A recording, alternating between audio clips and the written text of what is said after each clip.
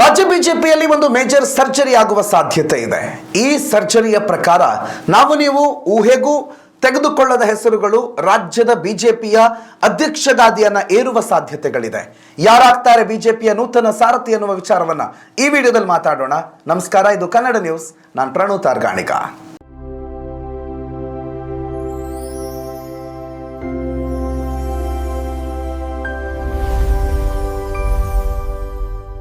ರಾಜ್ಯ ಬಿಜೆಪಿಯಲ್ಲಿ ಒಂದು ಬಹಳ ದೊಡ್ಡ ಸರ್ಜರಿ ಆಗುವ ಸಾಧ್ಯತೆ ಇದೆ. ಬಹಳಷ್ಟು ದಿನಗಳಿಂದ ನಡೀತಾ ಇರುವಂತಹ ಗಜಗಾಟ. ರಾಜ್ಯಾಧ್ಯಕ್ಷರ ಬದಲಾವಣೆ ಆಗುತ್ತೆ, ವಿಜೇಂದ್ರ ಅವರನ್ನ ರಾಜ್ಯಾಧ್ಯಕ್ಷ ಪಟ್ಟದಿಂದ ಇಳಿಸಲಾಗುತ್ತೆ ಅನ್ನುವಂಥ ಚರ್ಚೆಗಳು ಒಂದು ಕಡೆ ಇದ್ರೆ, ಇನ್ನೊಂದು ಕಡೆನಲ್ಲಿ ಯಡಿಯೂರಪ್ಪನವರಿಗೋಸ್ಕರ ಆದರೂ ರಾಜ್ಯಾಧ್ಯಕ್ಷ ಪಟ್ಟದಲ್ಲಿ ಮತ್ತೆ ವಿಜೇಂದ್ರ ಅವರನ್ನೇ ಮುಂದುವರಿಸಲಾಗುತ್ತೆ. ಮುಂದಿನ 2 ವರ್ಷಗಳ ಅವಧಿಗೆ ಅಂದ್ರೆ 2028ರ ವಿಧಾನಸಭಾ ಚುನಾವಣೆಯವರೆಗೂ ಕೂಡ ವಿಜೇಂದ್ರ ಅವರನ್ನೇ ರಾಜ್ಯಾಧ್ಯಕ್ಷ ಪಟ್ಟದಲ್ಲಿ ಮುಂದುವರಿಸಬೇಕಾಗುತ್ತೆ ಅನ್ನುವ ಪ್ರಶ್ನೆಗಳು ಕೂಡ ಬಿಜೆಪಿ ಪಾಳೆಯದಲ್ಲಿ ಅಲ್ಲಲ್ಲಿ ಎದ್ದಿದ್ವು. ಆ ಚರ್ಚೆಗಳು ಅಲ್ಲಲ್ಲಿ ನಡೀತಾ ಇದ್ವು. ಆದರೆ ಈಗ ಸದ್ಯಕ್ಕೆ ಒಂದು ಬಿಗ್ಗೆಸ್ಟ್ ಅಪ್ಡೇಟ್ ರಾಜ್ಯ ಬಿಜೆಪಿಯ ಸಾರಥಿ ವಿಚಾರದಲ್ಲಿ ಲಭಿಸ್ತಾ ಇದೆ.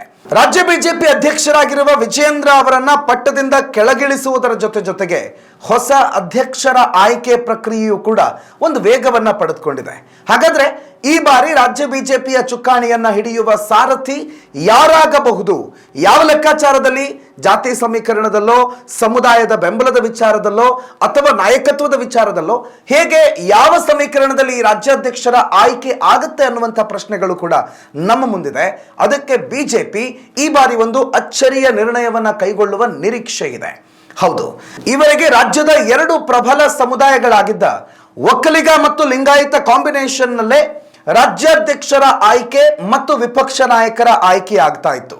ಅರ್ಥಾತ್ ಒಂದು ವೇಳೆ ಒಕ್ಕಲಿಗರಿಗೆ ರಾಜ್ಯಾಧ್ಯಕ್ಷ ಸ್ಥಾನ ಹೋದ್ರೆ ಲಿಂಗಾಯತರಿಗೆ ವಿರೋಧ ಪಕ್ಷದ ನಾಯಕ ಸ್ಥಾನ ಬರ್ತಾ ಇತ್ತು, ಅಥವಾ ವಿರೋಧ ಪಕ್ಷದ ನಾಯಕ ಸ್ಥಾನದಲ್ಲಿ ಒಕ್ಕಲಿಗ ಕೂತ್ರೆ ಲಿಂಗಾಯತರು ಬಿಜೆಪಿಯ ಅಧ್ಯಕ್ಷರಾಗಿ ಮುನ್ನಡೆಸ್ತಾ ಇದ್ರು. ಯಾಕೆಂದ್ರೆ ಬಹಳ ದೊಡ್ಡ ಸಮುದಾಯ ಅಂತ ಕರೆಸ್ಕೊಳ್ತಾ ಇತ್ತು. ಕರ್ನಾಟಕದ ಅತಿ ಹೆಚ್ಚು ಜನಸಂಖ್ಯೆಯನ್ನು ಹೊಂದಿರುವ ಲಿಂಗಾಯತ ಸಮುದಾಯ ಮತ್ತು 2ನೇ ಅತಿ ಹೆಚ್ಚು ಜನಸಂಖ್ಯೆಯನ್ನು ಹೊಂದಿರುವಂತಹ ಒಕ್ಕಲಿಗ ಸಮುದಾಯವನ್ನ ಕೈ ಬಿಟ್ಟು ರಾಜಕಾರಣವನ್ನು ರಾಜ್ಯದಲ್ಲಿ ಮಾಡೋದಕ್ಕೆ ಸಾಧ್ಯವೇ ಇಲ್ಲ ಅನ್ನೋ ರೀತಿಯ ಪರಿಸ್ಥಿತಿಗಳು ಸದ್ಯಕ್ಕಂತೂ ರಾಜ್ಯದಲ್ಲಿ ಇದೆ, ಮತ್ತು ಅದು ಸತ್ಯ ಕೂಡ. ಆದ್ರೆ ಬಿಜೆಪಿ ಈ ಬಾರಿ ಒಂದು ಹೊಸ ಕಸರತ್ತಿಗೆ ಕೈ ಹಾಕದಂಗೆ ಕಾಣ್ತಾ ಇದೆ. ಈ ಬಾರಿ ಒಕ್ಕಲಿಗ ಲಿಂಗಾಯತ ಕಾಂಬಿನೇಷನ್ನ ಹೊರತಾಗಿ ಜಾತಿವಾರು ಅಥವಾ ಸಮುದಾಯವಾರು ಅತಿ ಹೆಚ್ಚು ಸಂಖ್ಯೆ ಇಲ್ಲದೇ ಇದ್ರೂ ಕೂಡ ರಾಜ್ಯ ಬಿಜೆಪಿಯ ಸಂಘಟನೆಯ ವಿಚಾರದಲ್ಲಿ ಒಂದು ಮಹತ್ವದ ಬದಲಾವಣೆಯನ್ನ ಕಾಣೋದಕ್ಕೋಸ್ಕರ ಬಿಜೆಪಿ ಹೈಕಮಾಂಡ್ ತಲೆ ಕೆಡಿಸ್ಕೊಂಡಿದೆ. ಆ ಹಿನ್ನೆಲೆಯಲ್ಲಿ ಯಾವುದೇ ಸಮುದಾಯ ನಾಯಕತ್ವ ಇದೆಲ್ಲವನ್ನ ಬದಿಗಿಟ್ಟು ಸಮರ್ಥ ನಾಯಕನೊಬ್ಬನನ್ನ ಈ ಬಾರಿಯ ಬಿಜೆಪಿ ಅಧ್ಯಕ್ಷನನ್ನಾಗಿ ಮಾಡಬೇಕು ಅನ್ನೋ ಚರ್ಚೆ ಮುನ್ನೆಲೆಯಲ್ಲಿದೆ. ಆ ಚರ್ಚೆ ಸತ್ಯವೇ ಹೌದು ಅಂತಾದ್ರೆ ಇಲ್ಲಿ ಕೇಳಿ ಬರುವ 2 ಹೆಸರುಗಳು, ಒಂದು ಬ್ರಾಹ್ಮಣ ಸಮುದಾಯವನ್ನ ಪ್ರತಿನಿಧಿಸುವ ಪ್ರಹ್ಲಾದ್ ಜೋಶಿ, ಇನ್ನೊಂದು ಕಡೆ ಹಿಂದುಳಿದ ವರ್ಗವನ್ನ ಪ್ರತಿನಿಧಿಸುವ ಕೋಟಾ ಶ್ರೀನಿವಾಸ್ ಪೂಜಾರಿ. ಪ್ರಹ್ಲಾದ್ ಜೋಶಿ ಈಗಾಗಲೇ ಕೇಂದ್ರದಲ್ಲಿ ಮಂತ್ರಿಯಾಗಿ ತಮ್ಮ ಕಾರ್ಯನಿರ್ವಹಿಸ್ತಾ ಇದ್ದಾರೆ. ಆ ನಡುವೆ ಕೋಟಾ ಶ್ರೀನಿವಾಸ್ ಪೂಜಾರಿ ಅವರು ಕೂಡ 3 ಬಾರಿ ಕರ್ನಾಟಕದಲ್ಲಿ ಸಚಿವರಾಗಿ ಈಗ ಪ್ರಸ್ತುತ ಉಡುಪಿ ಚಿಕ್ಕಮಗಳೂರು ಸಂಸದರಾಗಿ ಕಾರ್ಯನಿರ್ವಹಿಸ್ತಾ ಇದ್ದಾರೆ. ಇವರಿಬ್ಬರಲ್ಲಿ ಒಬ್ಬರಿಗೆ ಅಧ್ಯಕ್ಷ ಪಟ್ಟವನ್ನ ಕಟ್ಟುವ ಪ್ಲಾನ್ ನಲ್ಲಿ ಬಿಜೆಪಿಯ ಹೈಕಮಾಂಡ್ ಇದೆ. ಕಾರಣ ಏನು ಅಂತ ನೋಡಿದ್ರೆ, ಸದ್ಯ ಕಳೆದ 3 ವರ್ಷದಿಂದ ಅಂದ್ರೆ ಕಾಂಗ್ರೆಸ್ ಅಧಿಕಾರಕ್ಕೆ ಬಂದ ದಿನದಿಂದ ಕಳೆದ ವಿಧಾನಸಭಾ ಚುನಾವಣೆಯಲ್ಲಿ ಕೇವಲ 60 ಚಿಲ್ಲರೆ ಸ್ಥಾನಗಳನ್ನ ಗೆದ್ದಿದ್ದಂತಹ ಬಿಜೆಪಿಯನ್ನ ಕಂಪ್ಲೀಟ್ ಆಗಿ ಬಿಜೆಪಿಯ ಹೈಕಮಾಂಡ್ ಕೈ ಬಿಟ್ಟಿತ್ತು. ಮುಂದಿನ 5 ವರ್ಷ ಏನ್ ಬೇಕಾದ್ರೂ ಮಾಡ್ಕೊಳ್ಳಿ, ಚುನಾವಣಾ ಸಂದರ್ಭದಲ್ಲಿ ನೋಡೋಣ ಅನ್ನೋ ರೀತಿಯಲ್ಲಿ ಬಿಜೆಪಿಯ ಹೈಕಮಾಂಡ್ನ ವರ್ತನೆ ಇತ್ತು.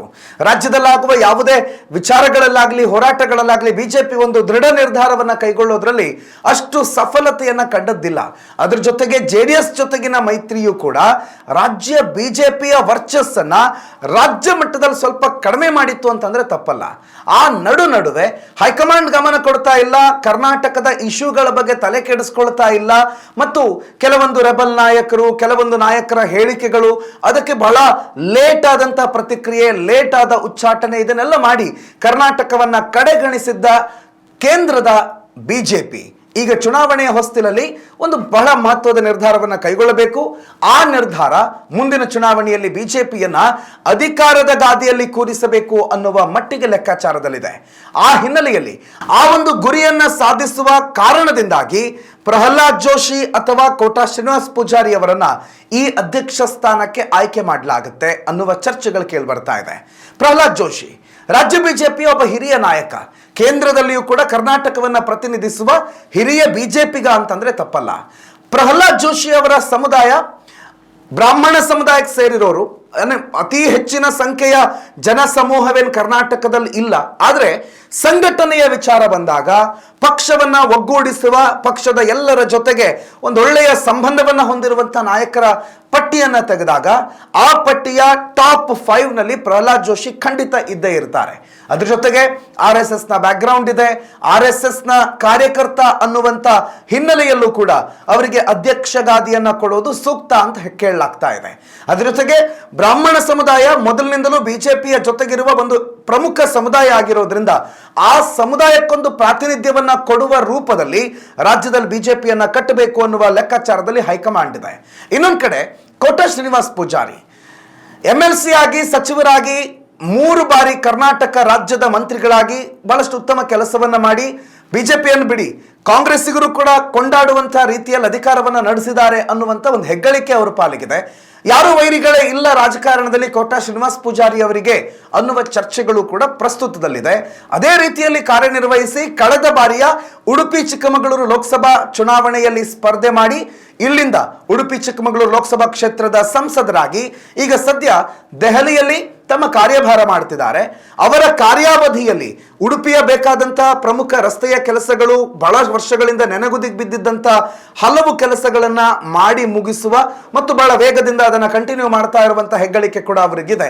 ಅದರ ಜೊತೆಗೆ ಕೇಂದ್ರದ ಪ್ರಮುಖ ನಾಯಕರುಗಳ ಸಂಪರ್ಕ, ರಾಜ್ಯದ ಅಷ್ಟೂ ಬಿಜೆಪಿಯವರ ಜೊತೆಗಿರುವಂತಹ ಒಂದು ಅದ್ಭುತ ಸಂಬಂಧ, ಯಾರೂ ವಿರೋಧಿಗಳು ಇಲ್ಲದೆ ಇರುವಂತಹ ಕಾರಣವೂ ಕೂಡ ಇವರನ್ನ ರಾಜ್ಯಾಧ್ಯಕ್ಷ ಸ್ಥಾನಕ್ಕೆ ಆಯ್ಕೆ ಮಾಡುವ ಪ್ರಮುಖ ಕಾರಣಗಳಲ್ಲಿ ಒಂದು. ಕೋಟಾ ಶ್ರೀನಿವಾಸ್ ಪೂಜಾರಿ ಅವರಿಗೆ ಸ್ವಪಕ್ಷದಲ್ಲಿ ಬಿಡಿ ವಿಪಕ್ಷದಲ್ಲೂ ಕೂಡ ಅವರಿಗೆ ಯಾವುದೇ ಅಂತ ಹೇಳ್ಕೊಳ್ಳಬಹುದಾದಂತಹ ವಿರೋಧಗಳಿಲ್ಲ, ಅಥವಾ ಅವರನ್ನ ಹೇಟ್ ಮಾಡುವ ಸೈದ್ಧಾಂತಿಕವಾಗಿ ಆಗಲಿ ರಾಜಕೀಯವಾಗಿ ಆಗಲಿ ಬೇರೆ ಯಾವುದೇ ಕಾರಣಗಳಿಂದ ಅವರನ್ನ ಹೇಟ್ ಮಾಡುವ ಜನಸಂಖ್ಯೆ ಬಹಳ ಕಡಿಮೆ. ಬಹಳ ಸಿಂಪಲ್ ಆಗಿ ಈವರೆಗೂ ಅಂದ್ರೆ 3 ಸಲ ಮಿನಿಸ್ಟರ್ ಆಗಿ ಈಗ ಸಂಸದರಾಗಿದ್ರು ಕೂಡ ಬಹಳ ಸಿಂಪಲ್ ಆಗಿರ್ತಾರೆ, ಬಹಳ ಸಿಂಪಲ್ ಆದ ಜೀವನ ಶೈಲಿಯನ್ನು ಅವ್ರು ನಡೆಸ್ತಾರೆ ಅನ್ನುವಂಥ ಚರ್ಚೆಯ ನಡುವೆ ಅವರನ್ನ ರಾಜ್ಯಾಧ್ಯಕ್ಷ ಹುದ್ದೆಗೆ ಕೂರಿಸಿದ್ರೆ ಇಡೀ ರಾಜ್ಯದ ಬಿಜೆಪಿ ಕಾರ್ಯಕರ್ತರು ಸಂಭ್ರಮಿಸ್ತಾರೆ. 2 ಬಣಗಳಾಗಿ ಒಡೆದೋಗಿರುವ ಬಿಜೆಪಿಯ 2 ಬಣದ ನಾಯಕರುಗಳು ಕೂಡ ತುಂಬ ಮನಸ್ಸಿನಿಂದ ಕೋಟಾ ಶ್ರೀನಿವಾಸ್ ಪೂಜಾರಿ ಅವರನ್ನ ಈ ಅಧ್ಯಕ್ಷ ಸ್ಥಾನದಲ್ಲಿ ನೋಡೋದಕ್ಕೆ ಖುಷಿ ಪಡ್ತಾರೆ.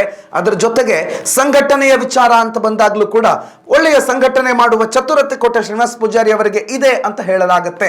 ಆ ಕಾರಣಕ್ಕಾಗಿ ಇವರನ್ನ ಕನ್ಸಿಡರ್ ಮಾಡ್ತಾರೆ ಅನ್ನುವ ಚರ್ಚೆ ಬಂದಿದೆ. ಅದ್ರ ಜೊತೆಗೆ ಹಿಂದುಳಿದ ವರ್ಗಗಳಿಗೆ ಕೊಡಬೇಕಾದಂತ ಪ್ರಾತಿನಿಧ್ಯವನ್ನ ಬಿಜೆಪಿ ಈ ಬಾರಿ ಕೊಡೋದಕ್ಕೆ ಮನಸ್ಸು ಮಾಡಿದೆ. ಈವರೆಗೂ ಬಿಜೆಪಿ ತನ್ನ ಪ್ರಮುಖ 1-2 ಹುದ್ದೆಗಳನ್ನ, ಈವನ್ ತನ್ನ ಮುಖ್ಯಮಂತ್ರಿ ಹುದ್ದೆಗಳನ್ನು ಕೂಡ ಲಿಂಗಾಯತ ಮತ್ತು ಒಕ್ಕಲಿಗ ಸಮುದಾಯದಲ್ಲೇ ಹಂಚಿಕೊಳ್ತಾ ಇತ್ತು. ಒಂದು ಲಿಂಗಾಯತ ಕೊಟ್ಟರೆ ಇನ್ನೊಂದು ಒಕ್ಕಲಿಗರಿಗೆ ಕೊಡಬೇಕು ಅನ್ನುವಂಥ ಸಮೀಕರಣದಲ್ಲಿ ರಾಜ್ಯದಲ್ಲಿ ಬಿಜೆಪಿ ಆಡಳಿತವನ್ನ, ಅಧಿಕಾರವನ್ನ, ರಾಜಕೀಯವನ್ನ ನಡೆಸಿತ್ತು. ಈಗ ಮೊಟ್ಟ ಮೊದಲ ಬಾರಿಗೆ ಒಂದು ಹಿಂದುಳಿದ ವರ್ಗದ ನಾಯಕರನ್ನ ಬಿಜೆಪಿಯ ಕರ್ನಾಟಕ ರಾಜ್ಯದ ಪರಮೋಚ್ಚ ಮಾಡುವಂತ ಲೆಕ್ಕಾಚಾರದ ಜೊತೆಗೆ ಕಂಪ್ಲೀಟ್ ಹಿಂದುಳಿದ ವರ್ಗದ ಮತವನ್ನ ತನ್ನೆಡೆಗೆ ಸೆಳೆಯುವ ಒಂದು ಪ್ರಯತ್ನ ಬಿಜೆಪಿಯಲ್ಲಿ ನಡೀತಾ ಇದೆ. ಈಗಾಗಲೇ ಕಾಂಗ್ರೆಸ್ನಿಂದ ಅಥವಾ ಬೇರೆ ಬೇರೆ ಪಕ್ಷಗಳಿಂದ ಬೇಸತ್ತಿರುವಂತ ಹಿಂದುಳಿದ ವರ್ಗದವರನ್ನ, ಅಥವಾ ಯಾರೇ ಅಧಿಕಾರಕ್ಕೆ ಬಂದರೂ ಕಡೆಗಣಿಸಲ್ಪಟ್ಟಂತ ಹಿಂದುಳಿದ ವರ್ಗದವರನ್ನ ಬಿಜೆಪಿ ಈ ದಾಳದ ಮುಖಾಂತರ ಕಂಪ್ಲೀಟ್ ಆಗಿ ಹೋಲ್ಡ್ ಮಾಡಿಕೊಳ್ಳುವಂತ ಲೆಕ್ಕಾಚಾರದಲ್ಲಿದೆ. ಒಂದು ವೇಳೆ ಅದು ಯಶಸ್ಸು ಆದದ್ದೇ ಹೌದು ಅಂತಾದ್ರೆ ರಾಜ್ಯ ಬಿಜೆಪಿಯ ಮುಂದಿನ ಚುನಾವಣೆಯಲ್ಲಿ ಬಹಳ ದೊಡ್ಡ ಮಟ್ಟದಲ್ಲಿ ಹಿಂದುಳಿದ ವರ್ಗಗಳ ಮತವನ್ನ ಬಿಜೆಪಿ ಕ್ರೋಢೀಕರಣ ಮಾಡಿಕೊಳ್ಳುವ ಸಾಧ್ಯತೆಗಳು ಕೂಡ ಇದೆ. ಹಾಗಾಗಿ ಒಂದೇ ಪ್ರಹ್ಲಾದ್ ಜೋಶಿ ಅವರು ಅಥವಾ ಕೋಟಾ ಶ್ರೀನಿವಾಸ್ ಪೂಜಾರಿ ಅವರನ್ನ ಅಧ್ಯಕ್ಷ ಸ್ಥಾನಕ್ಕೆ ಏರಿಸುವ ಸಾಧ್ಯತೆಗಳು ಬಹಳ ದಟ್ಟವಾಗಿದೆ.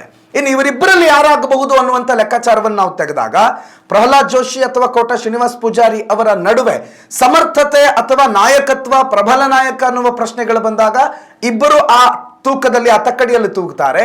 ಆದರೆ ಕೇಂದ್ರದಲ್ಲಿ ಕರ್ನಾಟಕದ ಹಿರಿಯ ಪ್ರಾತಿನಿಧ್ಯ ಬೇಕು ಅಂತಂದ್ರೆ ಮಂತ್ರಿ ಸ್ಥಾನದಲ್ಲಿ ಪ್ರಹ್ಲಾದ್ ಜೋಶಿ ಅವರನ್ನ ಮುಂದುವರಿಸಲೇಬೇಕಾಗತ್ತೆ.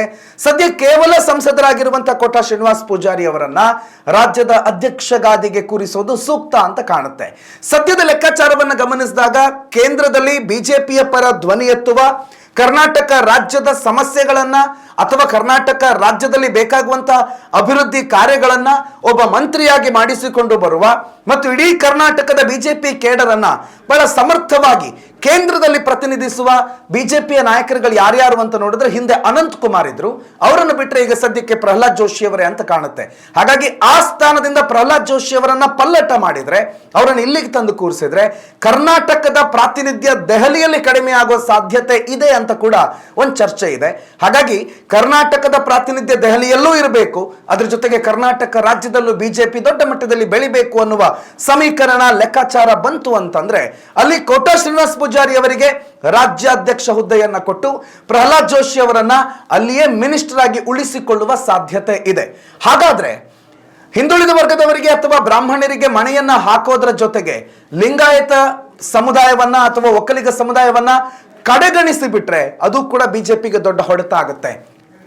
ಹಾಗಾಗಿ ಅದನ್ನ ಬ್ಯಾಲೆನ್ಸ್ ಮಾಡುವ ಸಲುವಾಗಿ ಅದರ ಜೊತೆಗೆ ವಿಜೇಂದ್ರ ಅವರನ್ನ ಕೆಳಗಿಳಿಸುವ ಸಂದರ್ಭದಲ್ಲಿ ಮತ್ತೊಂದು ಸಪ್ಲಿಮೆಂಟರಿ ಅಥವಾ ಯಡಿಯೂರಪ್ಪನವರಿಗೆ ಬೇಜಾರಾಗದೆ ಇರುವ ಹಾಗೆ ನಡೆದುಕೋಬೇಕು ಅಂತ ಆದ್ರೆ ಅಲ್ಲಿಗೆ ಮತ್ತೊಂದು ಆಪ್ಷನ್ ಬಿಜೆಪಿಗೆ ಸಿಗುತ್ತೆ.